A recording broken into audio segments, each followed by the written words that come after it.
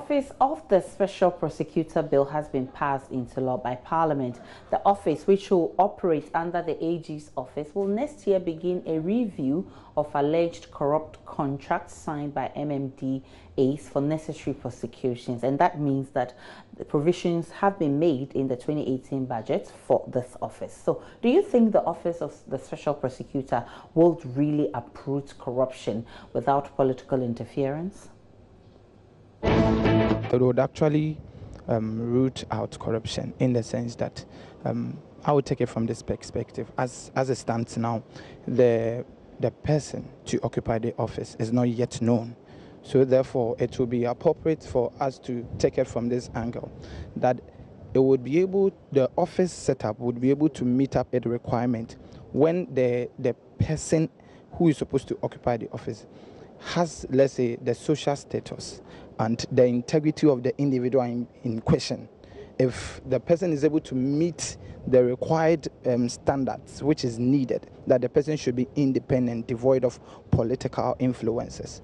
And I think it would actually meet its purpose. They did almost about 100 amendments to the bill. So you could see it's just a revolution looking at this, because it hasn't happened before.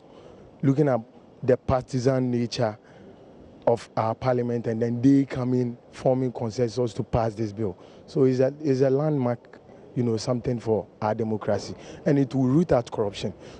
Yes, because other countries have special prosecutor which is working.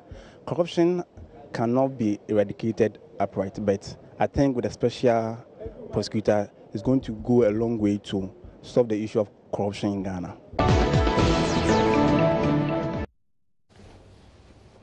Well said. Good points made by all of them on the streets of Accra. Let's check out what you've been posting on Facebook. Nana Chaptek says this prosecutor should deal with that person who forced the Bank of Ghana stamp to steal almost 10 million Ghana cedis and is still walking free and working as well.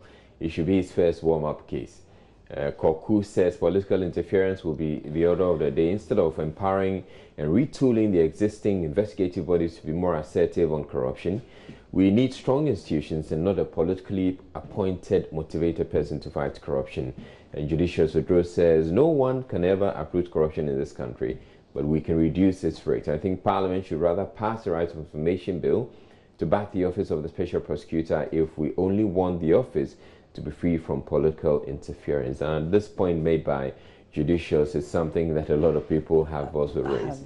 Sadat says corruption power for this country, dear, forget. If you like, take money to Mami Water, who lives under the sea, and tell her to look after it. These are politicians can still win the mind of Mami Water and do kululu and take their 3 points.